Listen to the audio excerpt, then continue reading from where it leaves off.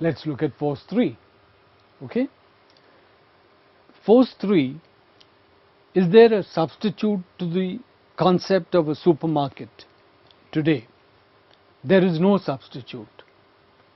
The supermarket performs various kinds of needs together, and there is no other institution which does that.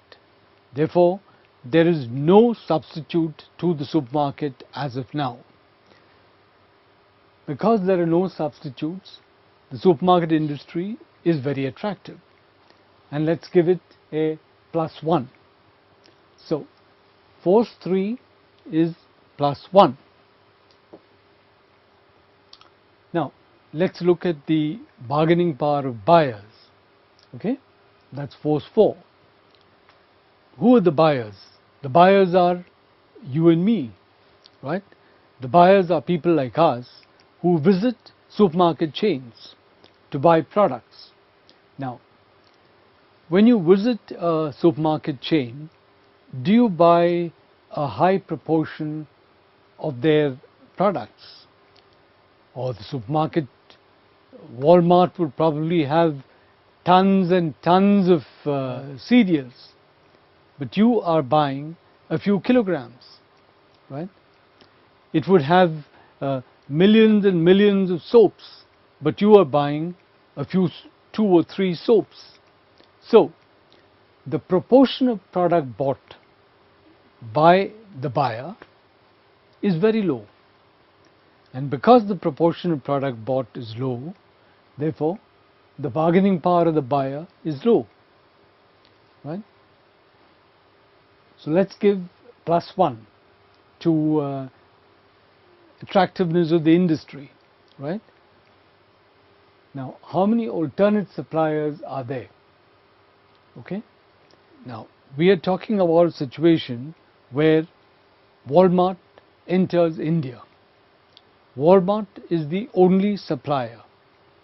Walmart is the only supermarket, foreign supermarket chain in India. So, do you have alternate suppliers? No. Therefore, one would assume that the bargaining power of buyers is low. But then, what about the Indian supermarket chains? Right? As a buyer, you or I, we don't have to go to Walmart. We could go to Future, we could go to Reliance, we could go to Star, we could go to a whole lot of other Indian supermarket chains. Therefore, there are alternate suppliers, and therefore, buyers do have a bargaining power. So let's give a -1 there for attractiveness. What about switching costs? Right. This is interesting. Let's assume that you have gone into Walmart and you have purchased a soap from Walmart. Now, for some reason, you were not happy with the experience.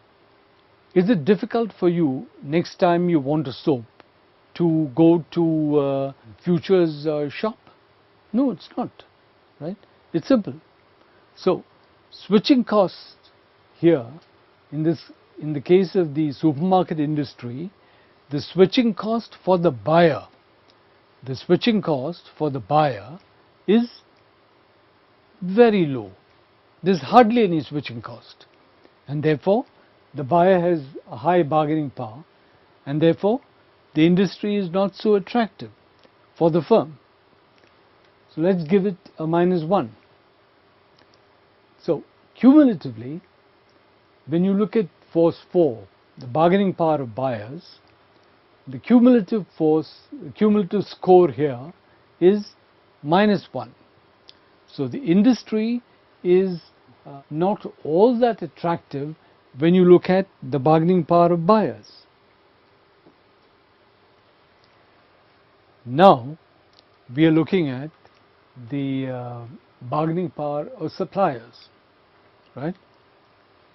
There is a supermarket industry, Walmart is there, Walmart is buying from a whole lot of small firms, small manufacturers, some large manufacturers, farmers across the country, and so on.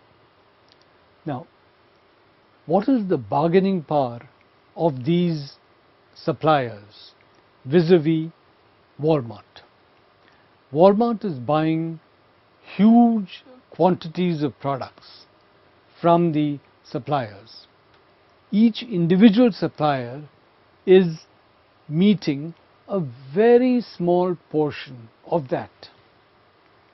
Also, there are many suppliers who are eager to supply Walmart. For Walmart to change from one supplier to another supplier is simple, right? There are virtually no switching costs. Now, in this situation, number of suppliers is large, therefore the industry, the supermarket industry, is very attractive. Let's give it a +1. Are there switching costs? That is, does the supermarket industry, does Walmart have a cost in switching from one supplier to another? No, it does not. Therefore, the power of the supplier is low. Therefore, the supermarket industry is more attractive for Walmart.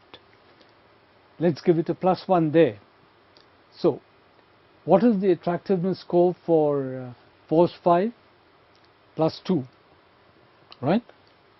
Now, if you look at the cumulative score, all 5 forces put together, the cumulative score is +3, right? Now, if the cumulative score had been 0, if it had been 0, the industry is neither attractive nor unattractive, right? Because it is plus, because it is positive, and because it is +3, not +1, not +2, but +3, therefore it's definitely an attractive industry. The supermarket industry is definitely an attractive industry for Walmart, right? Now, you must see that it's not +10, so it is not a wildly attractive industry for Walmart, but it is an attractive industry for Walmart to come into India. This is an application of Porter 5 forces to an industrial context, right? To understand whether that industry, for a firm planning to enter that industry, is an attractive industry. Now, I would like to end this session by reminding viewers that we are evaluating attractiveness of an industry for the firm entering that industry. We are not evaluating attractiveness of the industry for the country in which that firm is located, right? That's a different issue altogether, because in the case of our own country, the supermarket industry, if it comes into the country, it could have enormous benefits, and we would probably be talking about force 10 for the country. But here we are talking about the attractiveness of the industry for Walmart, and that's +3. Okay, right. What have we learned in this session? We have looked at the external environment. We understand that the external environment comprises macro forces, which are studied through the pestle model. It comprises industry forces, which are studied through the Porter Five Forces model, right? The Porter Five Forces model tells us how attractive a particular industry is for investment. This is a factor which allows us to understand in more detail the opportunities and threats that prevail in that industry. And these opportunities and threats in turn affect our business strategy. Thank you.